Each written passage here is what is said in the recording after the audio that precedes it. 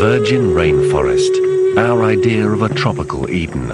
Or is it? Look a little closer and the struggle for life is played out in every corner. This complex ecosystem survives on consumption, with everything locked in a constant competition to win the survival stakes. Beautiful, lush and deadly. Welcome to Manu.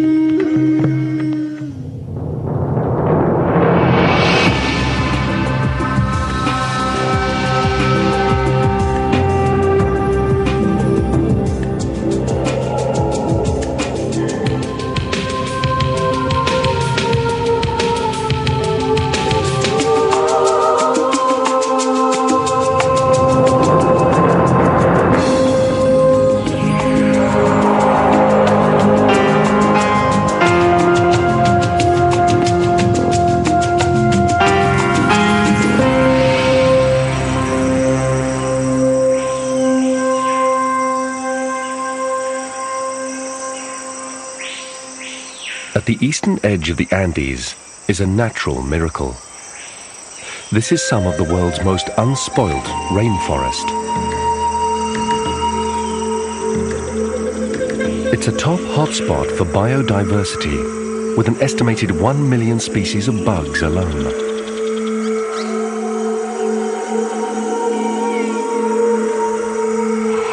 This is the Amazon basin of Peru, and through its heart weaves the Manu River, a life-giving highway around which amazing communities of unusual and endangered species thrive.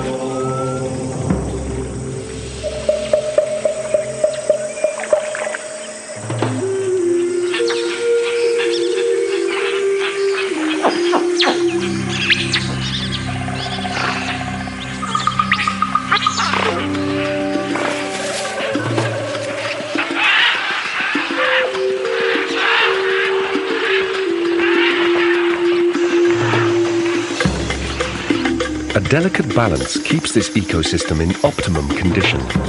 The relationships between plants, animals, climate and geography are complex. Everything relies on everything else to work. And everything feeds on everything else to survive.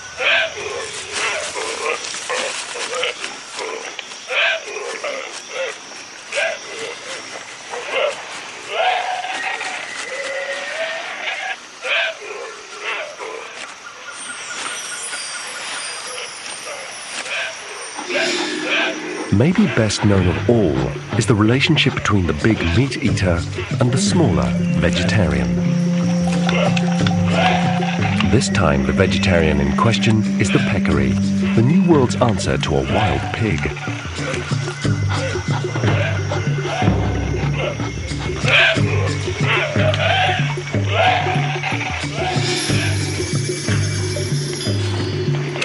The peccaries abandon their own meal at the first sign of danger.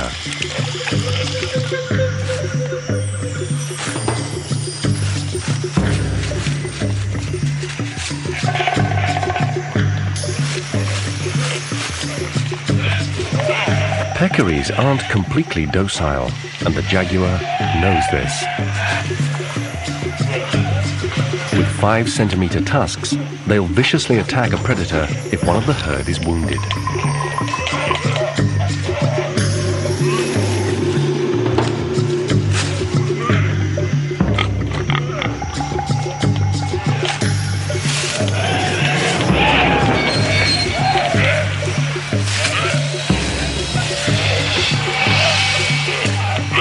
Of course, the jaguar doesn't always succeed. Otherwise, there would be no more peccaries in Manu.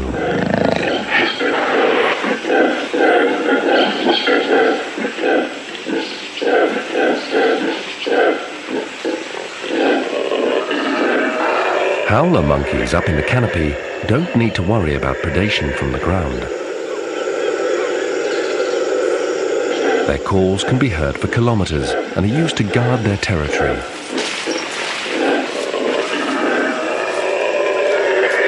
Like peccaries, howlers are vegetarians, spending most of their day consuming vast quantities of rainforest leaves.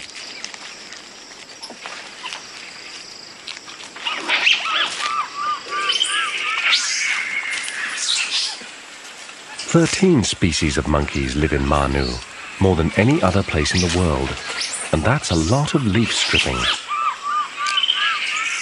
The forest canopy gives protection, food, easy travel and good visibility for the monkeys and their predators.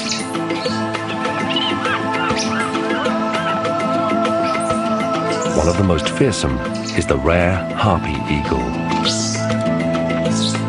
With a spread of talons, each a whopping 13 centimeters long, this bird can easily throttle a monkey.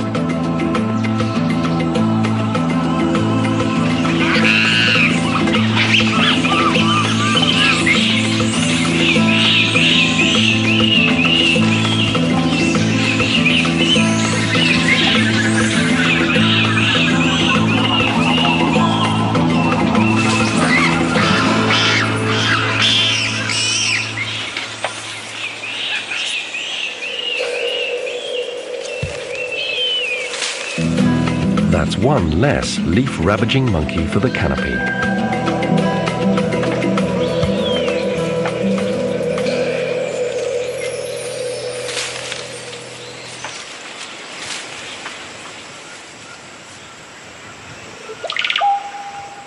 The male harpy wasn't hunting to sustain himself. He's providing for a family in a dead Brazil nut tree. The mother and chick await his return.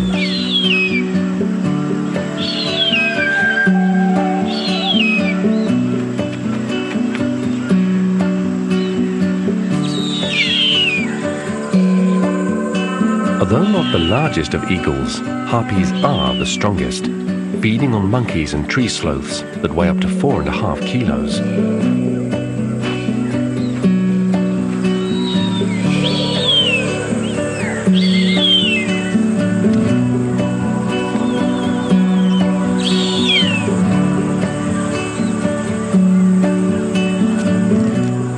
The male's job is done once he delivers his kill.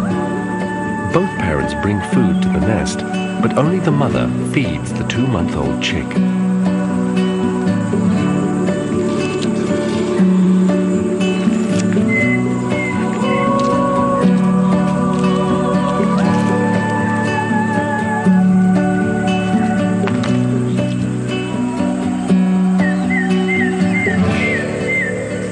Everything but the bones is consumed, even the monkey's skin. Nothing here goes to waste. Energy from the sun, caught by leaves of the tree and chewed by a monkey, now goes to strengthen the mother eagle and her chick.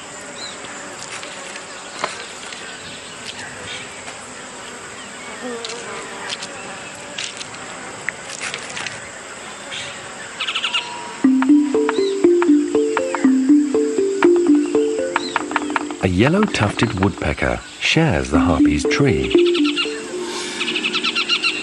Too small to serve as prey, it's merely a curiosity for the male harpy.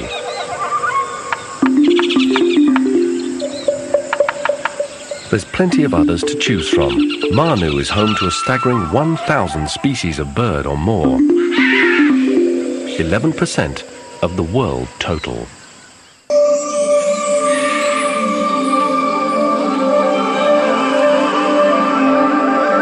Unnoticed by the animals, struggles on a bigger though quieter scale are all around. A seemingly innocent fig tree attracts the attention of scarlet macaws.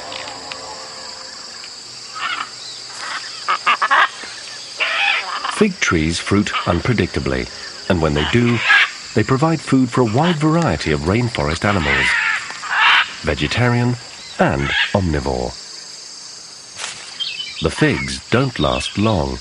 The vast majority are quickly eaten before they can ripen and fall to the ground.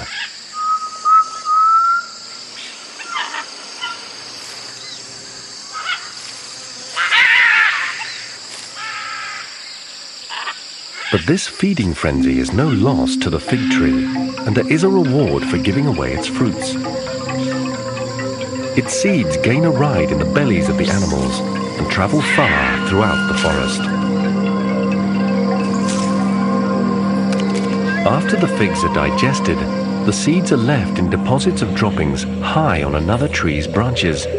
It looks harmless enough, but if the conditions are right, this will be the beginning of a ruthless takeover on a massive scale. It's a race against time, plant style. Slowly, the invading fig tree sends down deadly aerial roots. If the roots are successful in reaching the ground, the host tree is doomed. For now, the germinating invader has access to the water and minerals it needs. Recharged, it sprouts new branches, which begin to smother and strangle the host. Gradually, during a battle that can last for more than 200 years, it's the strangler fig that wins, having killed its host to gain a place where it can thrive and grow in the light, bright canopy.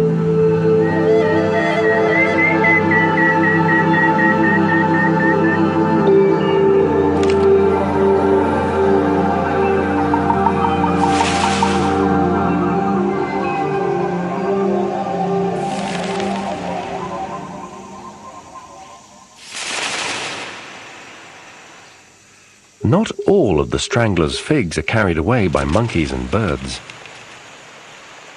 Some of the fruits fall straight to the ground.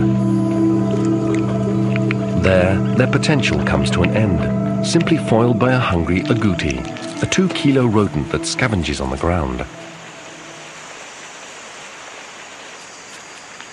The sudden glut of figs is a windfall for the agouti,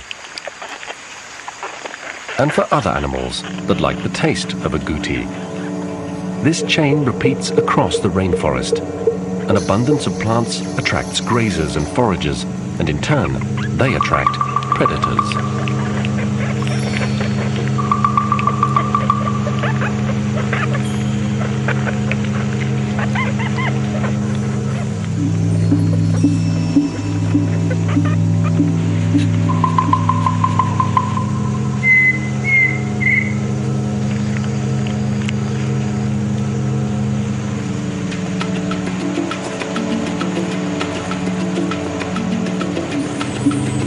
Whether successful or not, each plays their part in the forest's immense food web.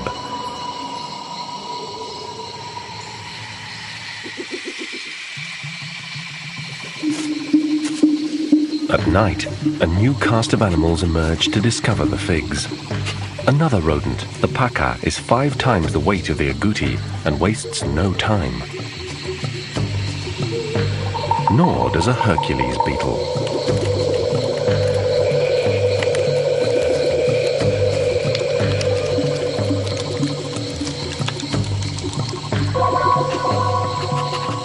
In a David and Goliath contest for figs, it's the paca who usually wins.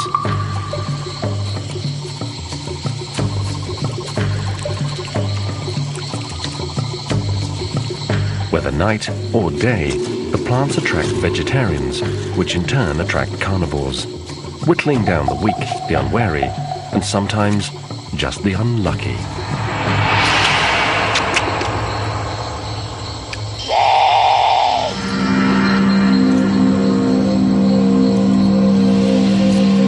It missed the agouti, but there's no rush. The boa constrictor still lies in wait near the fig supper. With a tongue that can smell and a mouth lined with heat sensors, it's a deadly predator, even on the darkest of nights.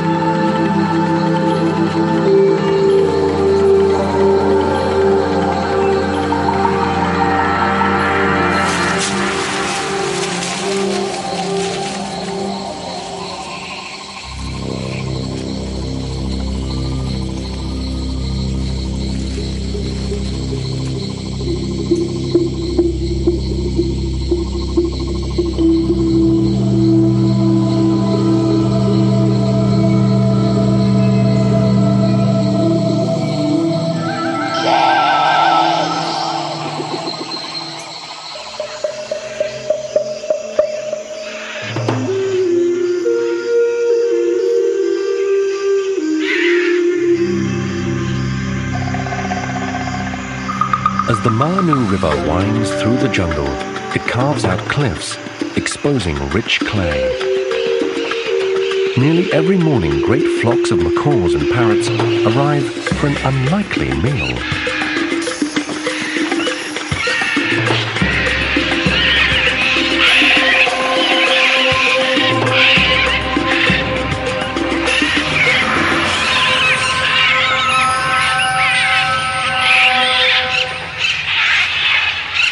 Parrots and macaws spend much of their day feeding on unripe seeds containing toxins, the only means many plants have to keep animals off their lush leaves and fruit.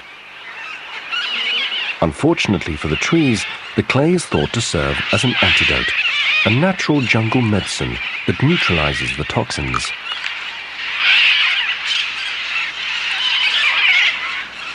For every cunning plan in nature, there is often an even more cunning counterplan.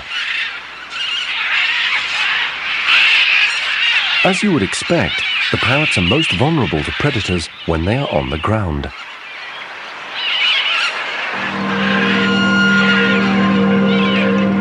Even if only one parrot spots danger, an alarm call is instantly sounded and the birds make for the safety of the canopy.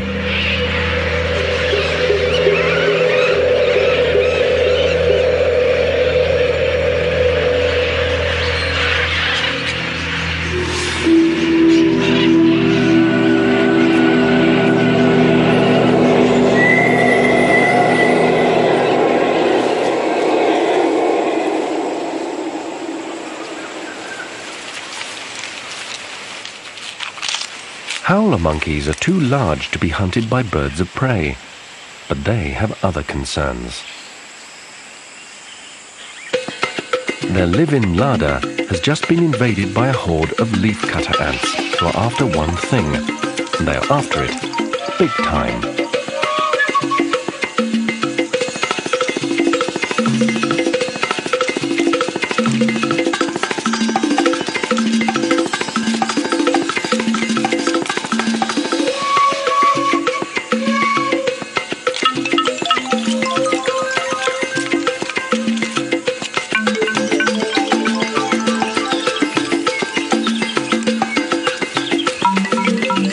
A typical leafcutter colony includes 2 million members.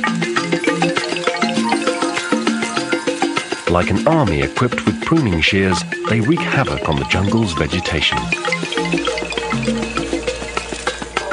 Unlike the primates above, the ants don't eat the leaves. Instead, they feed them to a fungus growing deep in their colony. The fungus transforms the leaf matter into its own growing body in the darkness, day after day. And it's the growing fungus that the countless ants keep alive so they can devour it. The ants' world looks like an endless production line, raw materials in at one end and goods out at the other. In the center of the colony, a single massive queen lays more than 30,000 eggs a day. Fresh troops for the ravenous horde.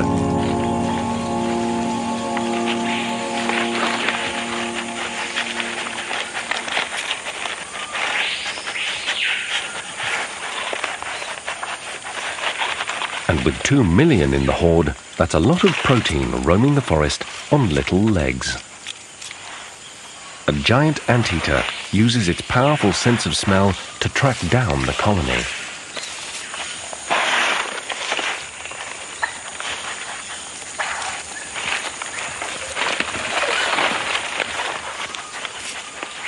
The anteater is a state-of-the-art jungle specialist. Over millions of years in the rainforest, it has carved out a niche in which it is totally dependent upon a single group of creatures. In a changing world, this can be a risky proposition. Evolution has fused the anteater's jawbones shut and equipped it with a sticky 30-centimeter tongue that can lap up prey by the thousands.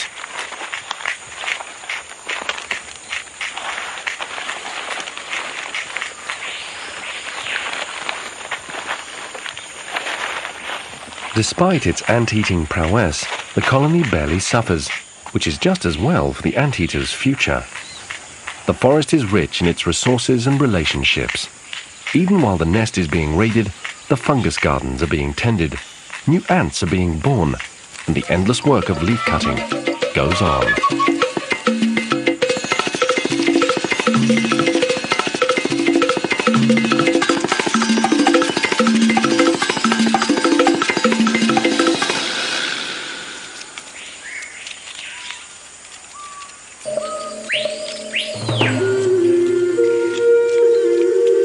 Above the forest floor, Another large mammal has become specialized for a different kind of habitat.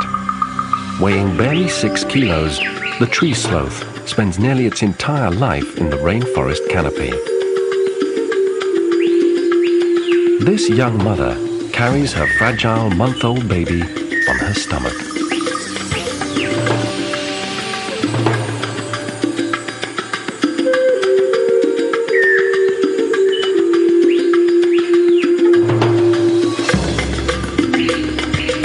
Sloths feed on the leaves of nearly 100 species of trees. But because the leaves it eats provide little energy, the sloth has evolved not to expend much and moves slowly, and will spend days feeding in a single tree.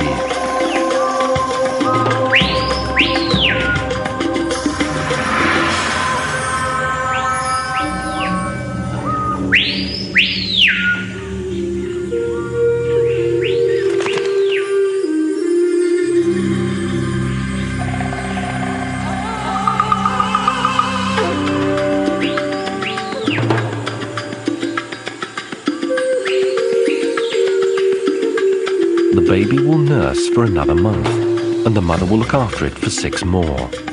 The youngster has only that short time to learn to survive on its own. For the moment, though, there's no need to rush.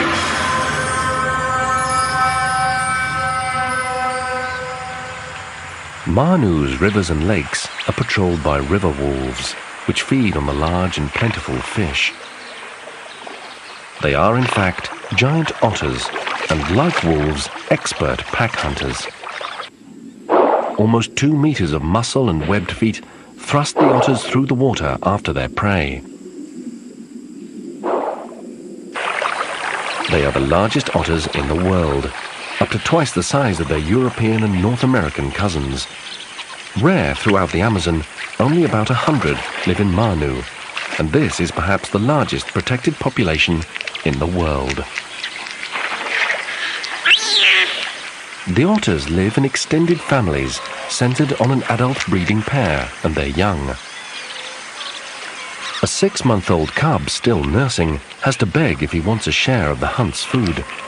They are one of the Amazon's largest predators and hunt crabs, snakes and birds, as well as fish.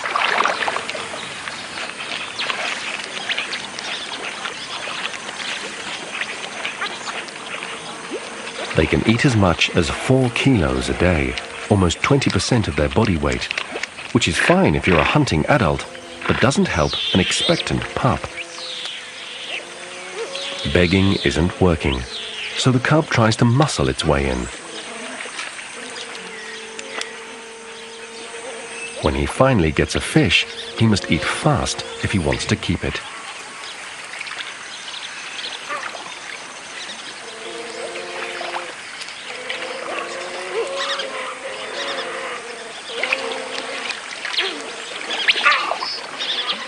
Giant otters are social mammals who depend on the family group to hunt.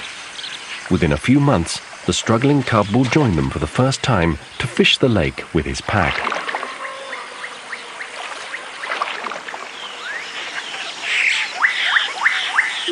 Perched above the water for protection from predators below, a colony of caciques build ingenious hanging nests. Cacique means chief, and it is the male who is dominant here, overseeing the work of his female harem.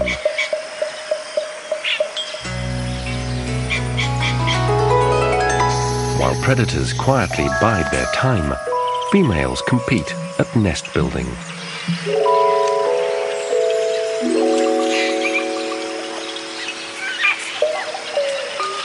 Stealing twigs from a neighboring nest is a common shortcut. Even though they live in a commune, each bird is responsible for its own success or failure in building a home for its young.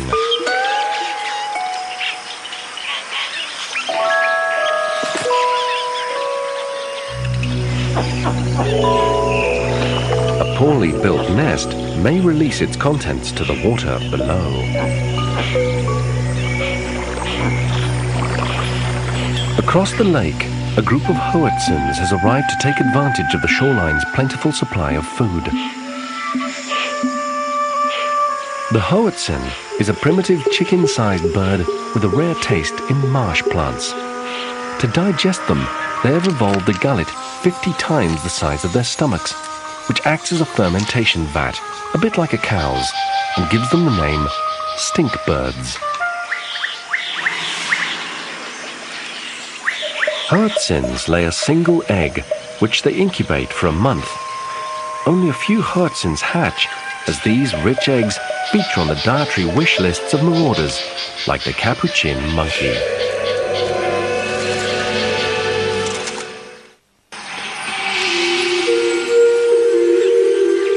To us, this is nature at its most beautiful. But the deadly threads of the Amazon web of life travel across water and land and up from the forest floor to the tree canopies.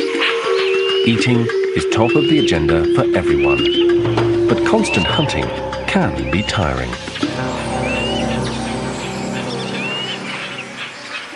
Like wolves, lions, and other social carnivores, giant otters spend much of their time grooming one another.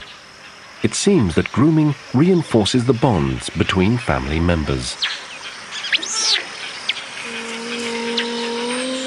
Even though otters rule from the top of the lake's food pyramid, they do have potential predators. Lone otters may be vulnerable to attack, but packs have many ears and eyes on the lookout.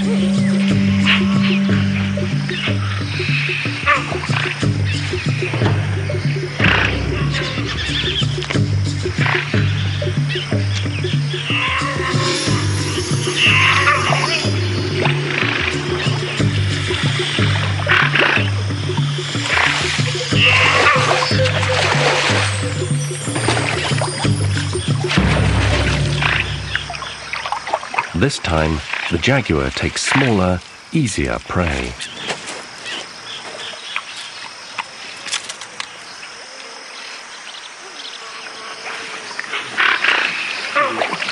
To protect themselves at night, the otters build dens in the banks along the lakeshore that tunnel 3 meters or more into the earth.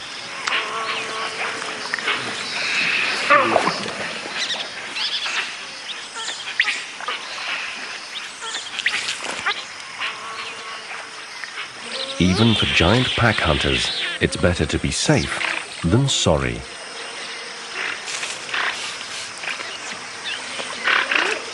But for the moment, in the heat of the afternoon, Manu's biggest predator takes the time to rest.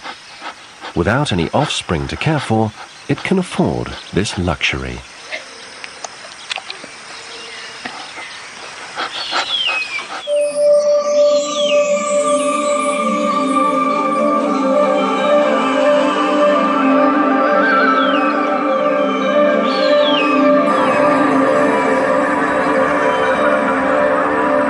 "30 meters above the ground, the powerful harpy mother labors for the needs of her chick.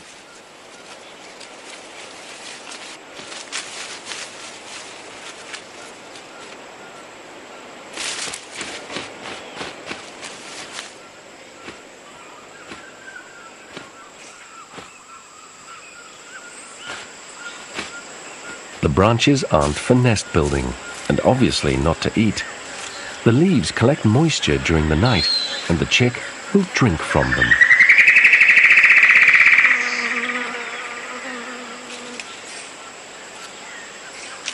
This rarely seen behavior may be the mother's way of protecting her chick from the effects of the hot tropical sun.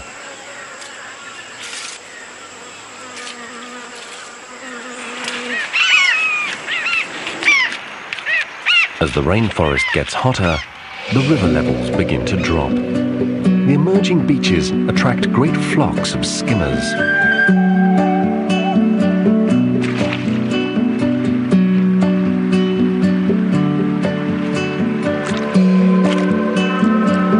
The birds' black feathers absorb the sun, so they often bathe to cool off.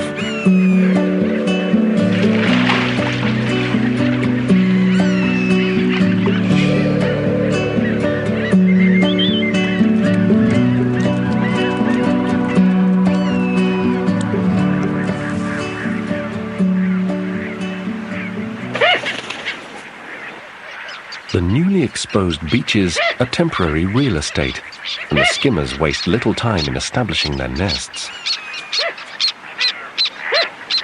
The ravenous chicks will gorge themselves on fish for the next month. Their parents force them to hurry, for at any time the river might flood and wipe the beaches clean. Life for the chicks is a race in which they must become large and strong enough to fly and thus to escape, both from predators and from the elements. What little free time their lives allow is spent waiting for the next meal.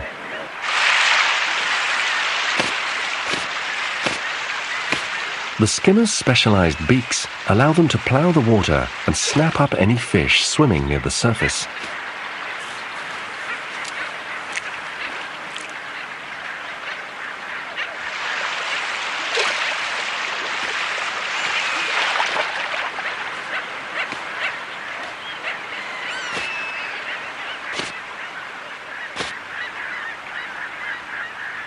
The fishing will continue both day and night, and the chicks will grow rapidly.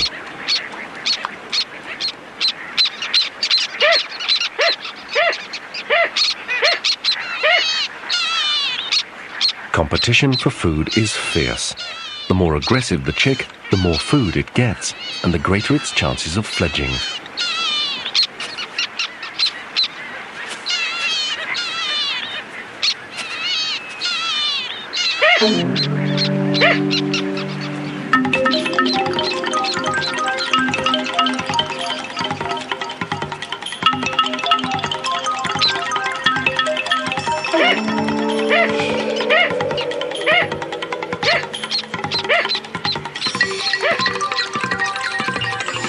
As the days become drier, the hot sun burns, and food for an animal in the canopy becomes scarce. Most animals cannot live on the leaves alone. A few trees begin to bloom, advertising their nectar with perfumed scents and vivid colors.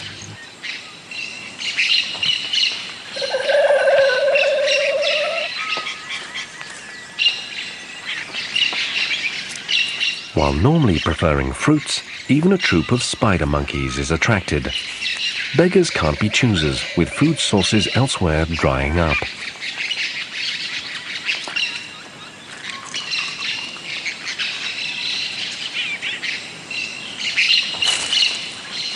At 6 weeks old, the baby is already comfortable living 30 meters off the ground.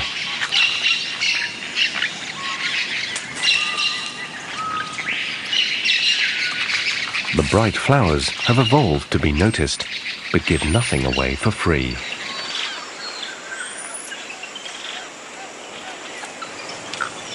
The tree's strategy is to attract an animal, then dust its face with pollen.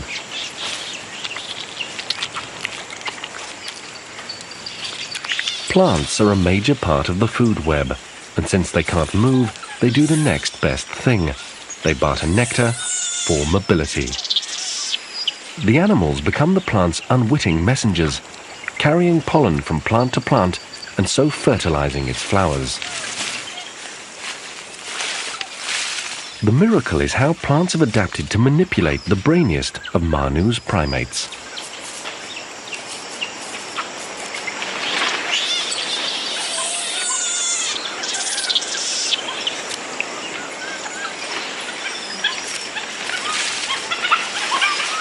Although thousands of plant species grow here, only a dozen provide food for the majority of birds and monkeys during the lean summer season.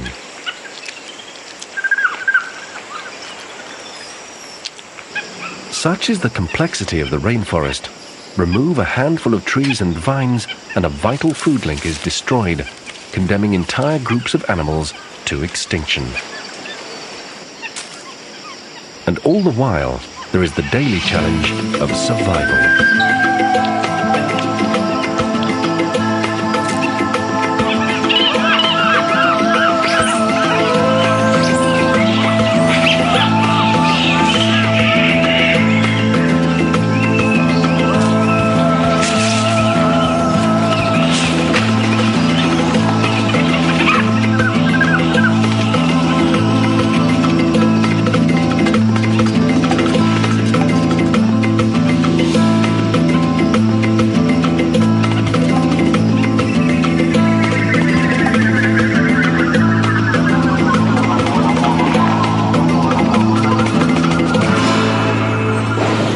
wet season is still a few months away, shafts of cooling rain sweep across the forest.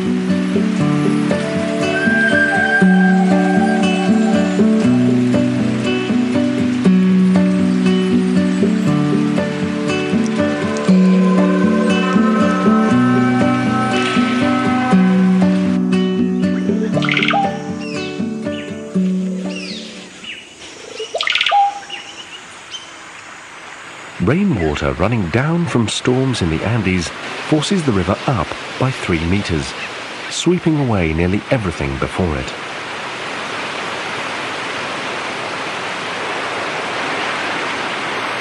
For animals nesting on the river's shore, the sudden flood means disaster. Within hours, a nesting beach can disappear. The skimmer chick is still too young to fly, and its parents are powerless to help it.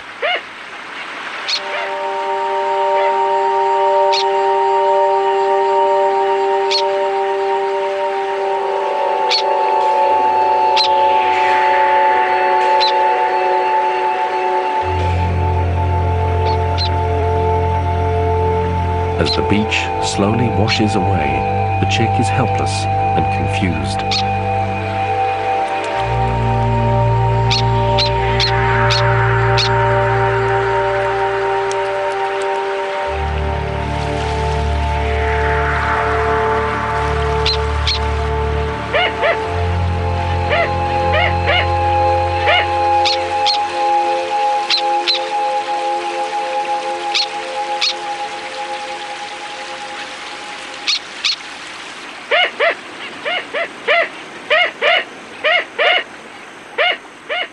Within minutes, it is over. The river reclaims a life that for months it patiently sustained.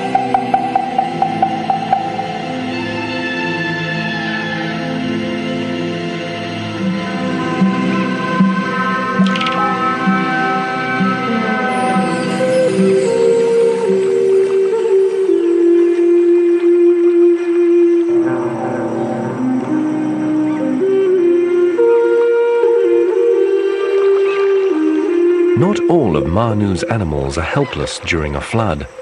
Many will swim, clamber, or crawl away. Others will fly or move up to the canopy above. Floods mean nothing to the spider monkeys in the treetops.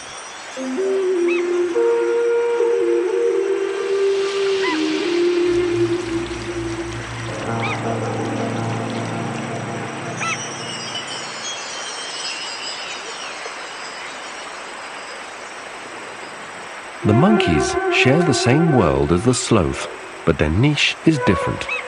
They can leap between trees in seconds to find the high-energy foods they need. Even this baby is quicker than the sloth below. It will be another half hour before it is safely up the tree. The monkeys also need to be quick to avoid danger.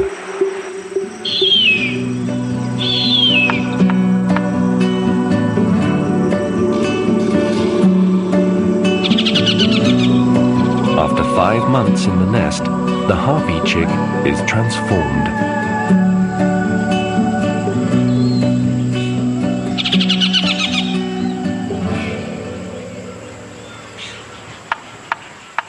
Not yet able to fly, the chick still relies on its parents for meals of spider monkeys, sloth, opossum, other small animals, and reptiles.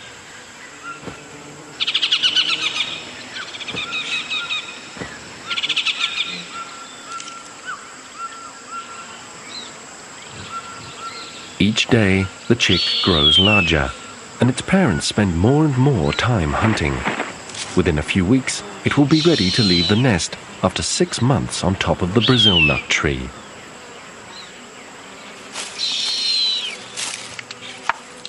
After weeks of continuous hunting and feeding, the mother now rarely brings back the entire animal.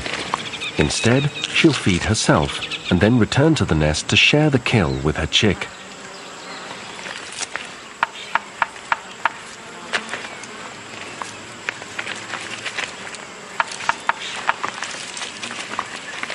The woodpecker drills the eagle's home to find its own food.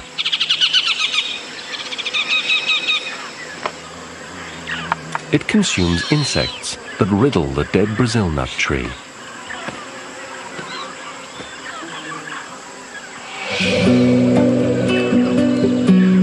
It will still be a month before the chick can attempt to fly, but he will need to build up strength and mobility before he tries to leave the 30-meter-high nest.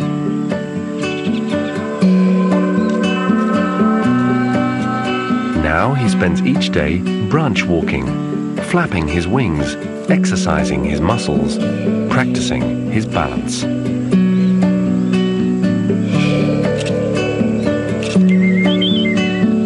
All is preparation for the day when he will be released into the forest.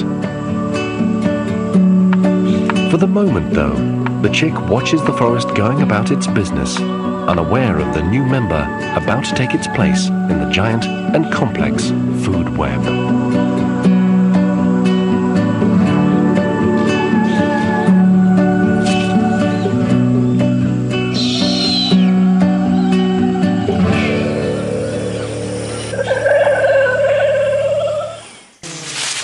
A fruiting copaiba tree is a food magnet for other parents and offspring of the canopy.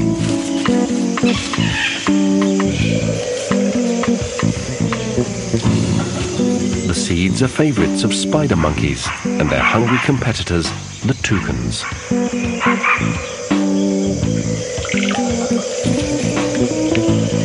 Before long, this tree will be stripped and the animals will need to search for the next ripening tree.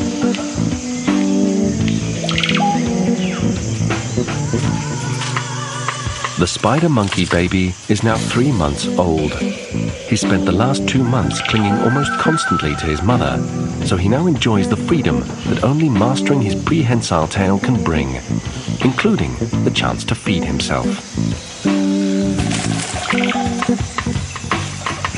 His tail will also let him travel through the trees safely to find new sources of food and to escape predators from above and below.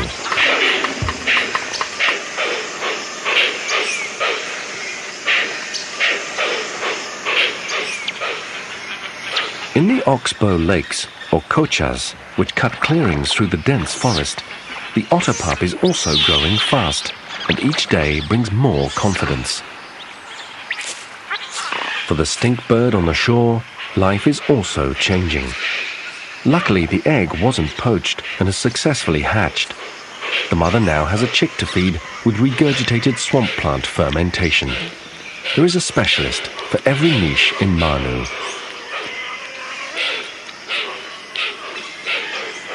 The pup will soon be strong enough to hunt with the rest of his family, and the lake will have another powerful predator on the loose.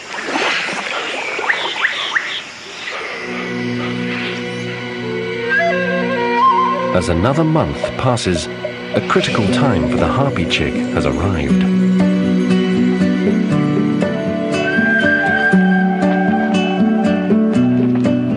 Instinct now urges him to take to the air.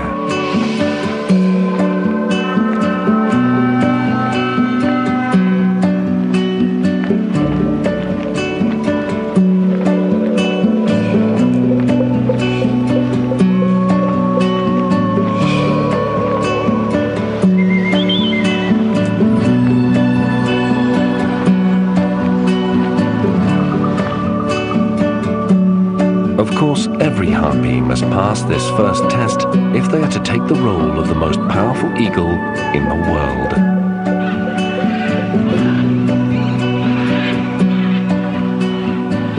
It won't be long before it gains the freedom to hunt the forest skies.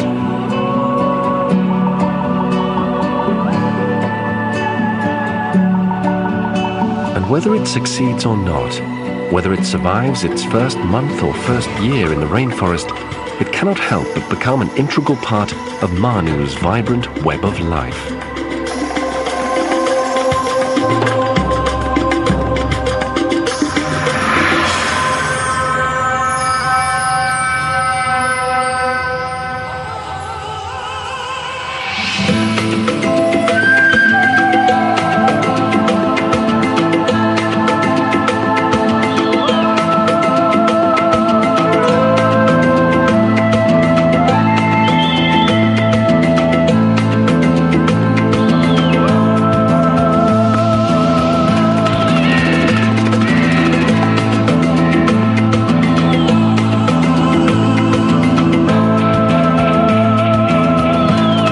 Lost among Manu's 19,000 square kilometers, the eagle's fate seems small.